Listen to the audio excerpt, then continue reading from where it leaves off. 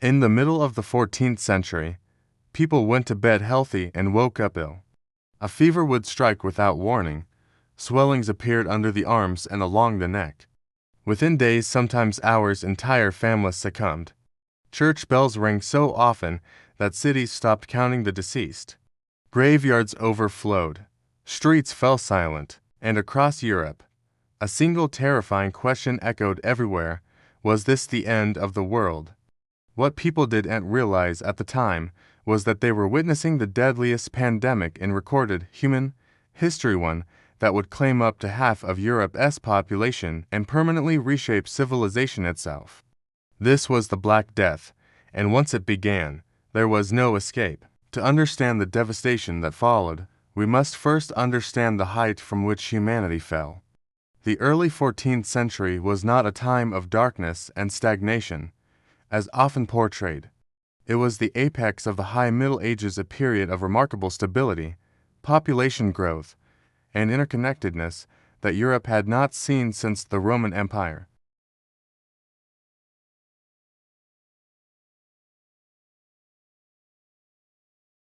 The population of Europe had nearly doubled into centuries.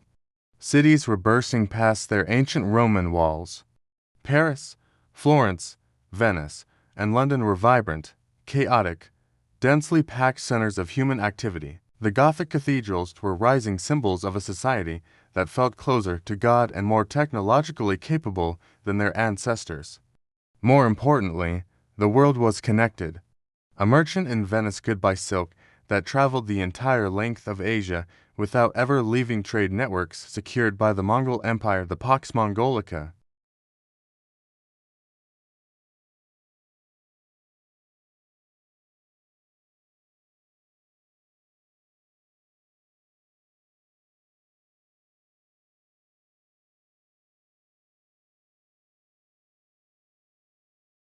The same caravans and ships that brought wealth were about to deliver the greatest catastrophe in human history.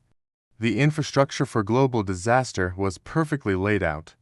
This society, seemingly so robust, was about to face an enemy it could not see, could not understand, and could not fight. The origin of this catastrophe lay thousands of miles from the stone streets of Paris, in the vast, windswept steppes of Central Asia, likely in the region of modern-day Kyrgyzstan or northern China. This is a landscape of extremes, endless horizons of grassland, harsh winters, and blistering summers. Here, an ancient biological agent had existed for millennia, Yersinia pestis. It is a bacterium of ruthless efficiency, living among the burrowing rodent populations of the steppe marmots and ground squirrels. For centuries, the bacterium lived in relative ecological balance with its hosts, far from major human population centers. But in the 1330s, this delicate balance was disrupted. Climate historians point to a period of ecological stress, perhaps a severe drought, followed by heavy rains that devastated the rodent population's food sources. Driven by hunger, the infected rodents migrated closer to human settlements, bringing their fleas with them. The leap from animal to human occurred in the trading outposts along the Silk Road. The first human victims likely didn't understand what was happening.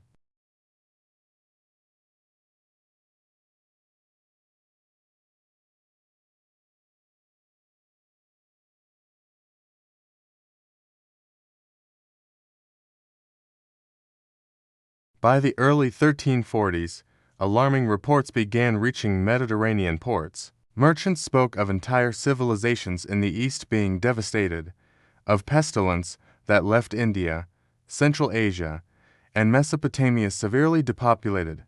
The Europeans listened to these tales with a mix of horror and detachment, viewing them as distant tragedies in exotic lands. They had no concept of germ theory. They didn't realize that the spices they traded were traveling the same road as their eventual destroyer. The geographical pivot point of this history is the Crimean Peninsula, jutting into the northern Black Sea. Here sat the magnificent city of Kaffa. Kaffa was not merely a town, it was a fortified, incredibly wealthy colony of the Republic of Genoa. It was the crucial link connecting the overland Asian routes to the maritime Mediterranean networks. Inside its massive stone walls lived Italian merchants, Armenian traders, and a cosmopolitan mix of peoples protected by Genoese defenders. In 1346, Kaffa was under siege. The mighty army of the Golden Horde, a successor state of the Mongol Empire led by Khan Yani Beg, surrounded the city. The Genoese were masters of defense and maritime resupply, and the siege dragged on for months in a stalemate.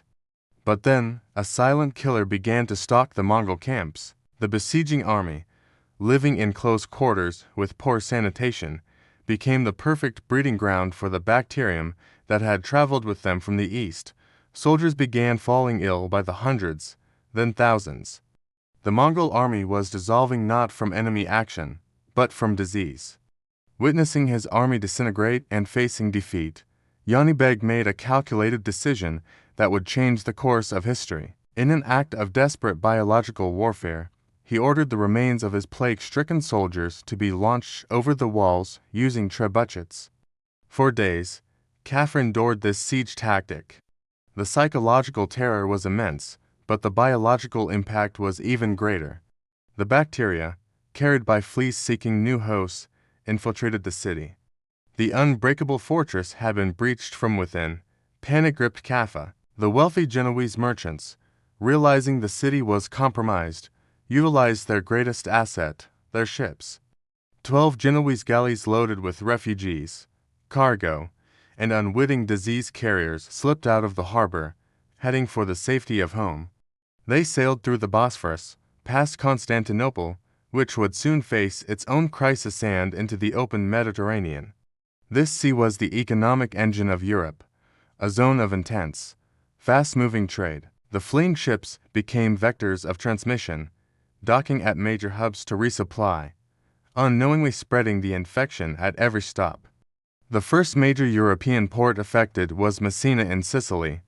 When the Genoese galleys arrived, the dockworkers who rowed out to meet them witnessed a disturbing scene. Contemporary chroniclers record that many sailors had perished during the voyage, while the few survivors were severely ill and disoriented. The port authorities of Messina realized late the nature of the situation. They ordered the ships expelled, but the true agents of transmission, the black rats common on medieval ships, and the fleas they carried, had already made their way onto the docks. Messina became Europe's first test case, and containment failed. The speed of infection was overwhelming. The close-quartered living conditions of a medieval port city accelerated transmission. Within weeks, the social structure of Messina began to break down. People fled the city for the countryside, only spreading the contagion further across the island. News of the great pestilence spread, and other ports tried to close their harbors to ships from the east. But medieval quarantine was imperfect. Economic pressure often overcame caution. A ship laden with valuable spices could sometimes negotiate entry to port. By early 1348, the great maritime republics were struggling. Genoa, the home port of the ships from Kaffa, was severely affected. Venice, the queen of the Adriatic, faced an existential threat. The Venetians, the most pragmatic of merchants, eventually developed the concept of the Lazaretto Islands in the lagoon, designated as quarantine zones where arriving ships and crews had to wait 40 days, or 40 giorni, before entering the city. It was a pioneering public health measure, but for the first wave, it came too late. Venice's famous canals fell eerily silent. From the Italian ports, the disease moved west to Marseilles, the great gateway to France, and crossed the Adriatic to Dubrovnik. The coastal perimeter of Europe was breached. Now, the disease turned inland. As the plague moved away from the coasts, following river barges along the Rhine and carts along Roman roads, it encountered the dense heart of medieval Europe. Cities like Paris, Florence, London, and Barcelona were walled enclosures of winding, narrow alleys, multi-story timber houses that blocked out the sun, and primitive sanitation systems. They were incredibly vibrant, wealthy places, but hygienically, they were vulnerable to rapid disease spread. When the plague hit a major city, it didn't just affect people, it disrupted the city itself as a functioning organism. We must understand the terror of facing this without modern science. The best minds of the 14th century, the doctors of the University of Paris, were baffled. Their framework was not germ theory, but the ancient Greek theory of humors and miasma. They believed the air itself had been corrupted, perhaps by a specific planetary alignment of Saturn, Jupiter, and Mars in 1345 that released harmful vapors from the Earth. Doctors advised people not to bathe, as it supposedly opened the pores to corrupted air. They burned aromatic woods like juniper and rosemary in street corners to combat foul odors. They practiced bloodletting on patients already weakened by disease. They lanced the buboes, which only increased the risk of secondary infection. Every rational attempt to stop the disease seemed ineffective. The realization that their best knowledge was useless created a profound psychological crisis. The Italian writer Giovanni Boccaccio, who witnessed the devastation of Florence, a city that lost perhaps 60% of its population, left us sobering accounts of the social collapse. The fear of contagion was so great that the most sacred bonds of humanity were tested. Boccaccio wrote of families being separated, of the ill being isolated in their homes. The intricate machinery of medieval life stopped. Laws were difficult to enforce because there were few officials left, courts closed, bakeries stopped baking. The sounds of a busy city carts, merchants calling out, construction were replaced by an oppressive silence, broken only by the constant tolling of church bells, until authorities banned the bells to prevent panic. The deceased accumulated faster than they could be properly buried. The consecrated ground of churchyards filled quickly, leading to the creation of mass burial sites, large areas where the deceased were interred in layers. In the 14th century, there was no distinction between the physical world and the spiritual world. An event of this magnitude could only be interpreted as divine judgment, God responding to humanity as sins of greed, pride, and corruption. The Church, the bedrock of medieval life, faced an impossible test. People flocked to cathedrals, praying for deliverance, gathering together in processions that unfortunately only helped spread the respiratory form of the plague faster. When prayers seemed unanswered, and priests succumbed just as quickly as ordinary people, a desperate, extreme piety emerged. The flagellant movement swept across northern Europe. Bands of hundreds of men, dressed in identical robes, marched from town to town. Twice a day, in the public square, they would engage in ritual self-punishment, hoping to atone for the sins of humanity and appease divine wrath. They were a disturbing sight, bringing religious fervor wherever they went. But, as casualties mounted, the need for a tangible scapegoat grew darker. If God was not responding, some believed darker forces were at work. A terrible conspiracy theory took root, particularly in the Holy Roman Empire and parts of Spain. False accusations that Jewish communities were poisoning wells to harm Christian populations. Despite official condemnations of these theories by Pope Clement VI, who correctly pointed out that Jewish communities were suffering from the plague at the same rates as Christians, mob mentality took over. Fueled by centuries of prejudice and the desperate need to assign blame, terrible persecutions erupted.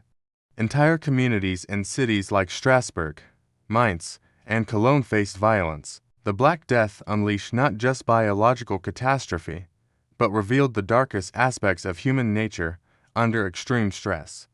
It is a mistake to think of the plague as purely an urban phenomenon. While cities were the epicenters, 90% of medieval Europe's population lived in the countryside.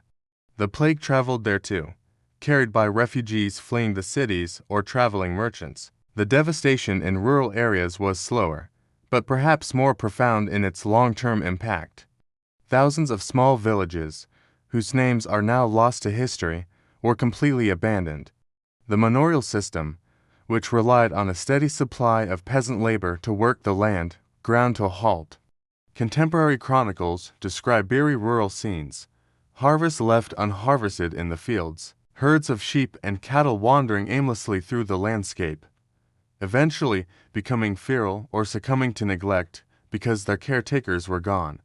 Wolves, emboldened by the lack of human presence, began encroaching closer to the remaining settlements.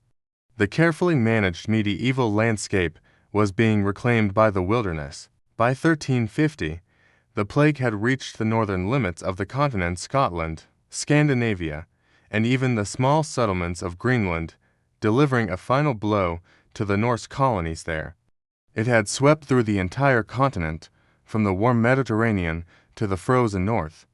By 1351, the initial, catastrophic wave of the Black Death began to subside. The bacterium had simply run out of easily accessible hosts. The fog began to lift, revealing a continent transformed. The exact casualty count will never be known, but modern historians estimate that between 75 and 200 million people perished across Eurasia and North Africa. In Europe alone, perhaps 50% of the population was lost in less than 5 years. The survivors emerged into a world that looked the same physically, but was fundamentally different socially and economically. The immediate aftermath was economic chaos and severe inflation, but then something remarkable happened. The massive population loss created a severe labor shortage. For the first time in centuries, the common worker held bargaining power. Lords, desperate to have their land worked, had to offer higher wages and better conditions. The rigid structures of serfdom began to crack and, in many places, eventually broke. The golden age of the labor had begun, born from tragedy. The psychological scars ran deep. Art became preoccupied with mortality. The danse macabre, the dance of death, became a popular artistic motif, showing skeletons leading kings, popes, and peasants alike to the grave, a stark reminder that death was the ultimate equalizer. The Black Death was the greatest trauma Western civilization ever endured. It shattered the optimism of the High Middle Ages and proved the fragility of human systems against the forces of nature. The society that rebuilt itself was more questioning, more adaptable, and forced to innovate. In the end, the devastation we have traced today cleared the ground for the slow, gradual emergence of the modern world. For centuries, the Black Death was treated as a distant medieval nightmare. But empty streets, isolation measures, fear of contagion, does that really sound like ancient history? Or does it feel uncomfortably familiar? The plague was a test of civilization, and history has shown us that such tests have a way of repeating. I'm Tim, watching the past so we can understand the present, and together, we keep history reborn. I'll see you in the next era.